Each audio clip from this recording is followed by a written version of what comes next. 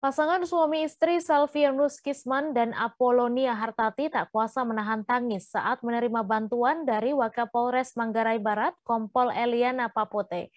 Kompol Eliana Papote melakukan kunjungan untuk memantau perkembangan kesehatan bocah korban kecelakaan lalu lintas Juaren Pradityo Kisman pada Selasa 4 Januari.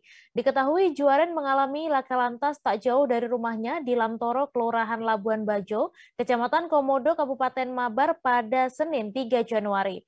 Untuk detail informasinya akan disampaikan langsung oleh rekan jurnalis Pos Kupang, Gesio Viana yang kini sudah bergabung bersama kami. Halo Gesio. Halo, selamat sore rekan Mei. Selamat sore Tribuners dimanapun Anda berada. Selamat sore, silakan dengan informasi Anda bagaimana reaksi pihak keluarga usai mendapatkan bantuan dari Wakapolres Mabar ini. Baik, dapat saya sampaikan langsung dari Labuan Bajo, Kabupaten Manggarai Barat, Provinsi Nusa Tenggara Timur. Keluarga korban, bocah korban laka lantas Juaren Praditya Kisman, yakni Salvianus Kisman dan Apolonia Hartati tidak kuasa menahan tangis maupun juga menahan haru karena kedatangan dari Wakapolres Manggarai Barat, Kompol Eliana Papote yang hadir pada Selasa 4 Januari 2022 lalu untuk memantau perkembangan kondisi kesehatan dari Juaren Pradityo Kisman, bocah 4 tahun yang mengalami laka lantas.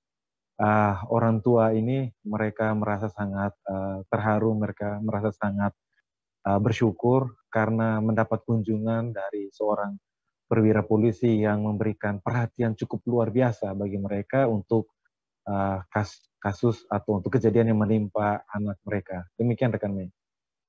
Ya, kemudian dalam bentuk apa bantuan yang diberikan kepada korban kecelakaan lalu lintas ini?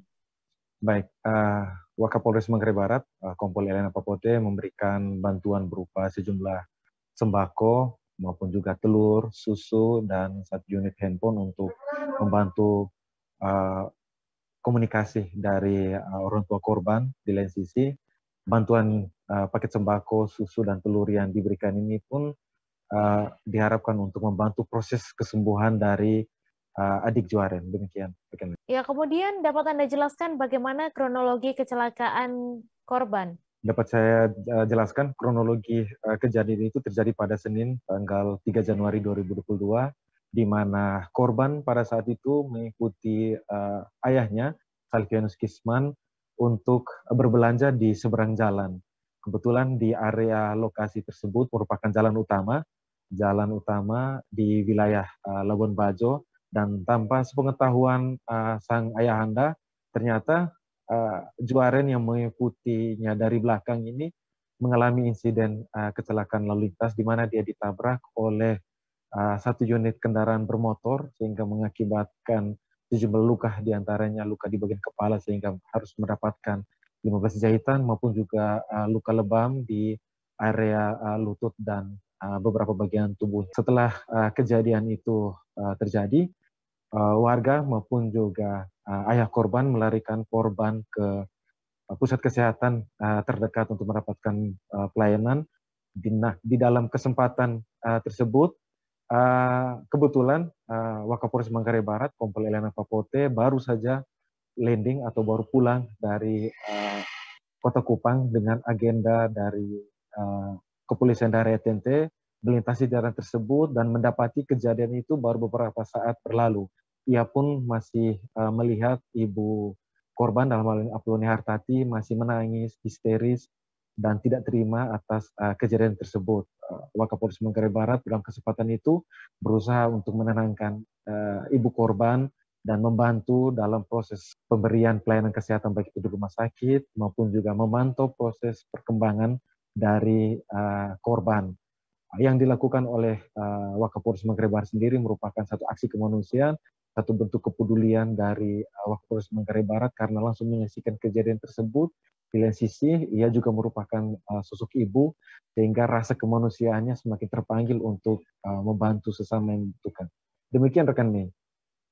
Baik, terima kasih Gesio atas laporan Anda, dan Tribuners, wartawan kami juga telah menghimpun wawancara dengan Wakapolres Mabar. Berikut tayangannya untuk Anda. Sangat terharu, aduh, tidak bisa perhatiannya ibu ini sungguh luar biasa.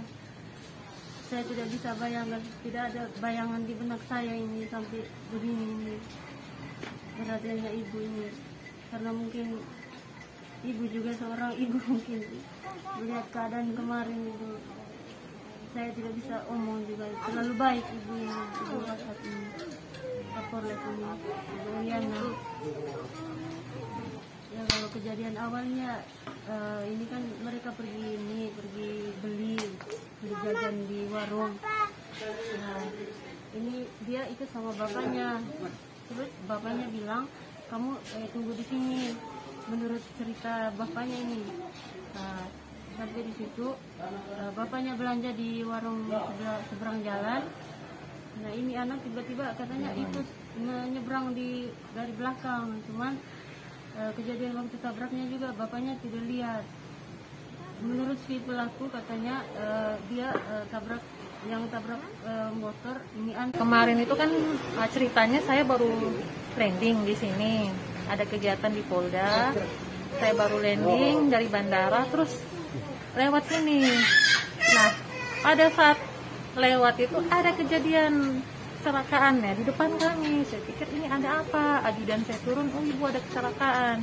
Kami turun lihat kondisinya sudah seperti itu dan mau dibawa ke rumah sakit. Nah sudah dibawa, adanya sudah dibawa duluan menggunakan motor. Nah saya lihat mamanya masih histeris di jalan ya. Saya sebagai sesama ibu juga, sesama perempuan juga, saya ya punya perasaan lah, mengerti lah bagaimana kondisinya. Ini saya rangkul mamanya, kami ke rumah sakit. Nah saya pikir siloam, ternyata dibawa ke puskesmas. Akhirnya kami ke puskesmas lagi. Begitu. Jadi ketika saya melihat kondisi adik ini, ya jiwa saya sebagai perempuan, sebagai ibu juga sangat-sangat merasa iba, sangat-sangat merasa terpukul juga ya dengan kondisi adik Joren saat kemarin itu. Tapi ya puji Tuhan, saya tetap kontrol. Kemarin walaupun saya ada kegiatan, saya kembali lagi ke rumah sakit, saya kontrol, saya cek ke dokter bilang adanya aman, tidak ada masalah dengan pendarahan di otak atau lain sebagainya, boleh diizinkan pulang. Saya bilang ya sudah, lakukan semua hal yang terbaik buat adik. Terima kasih sudah nonton, jangan lupa like, subscribe, dan share ya.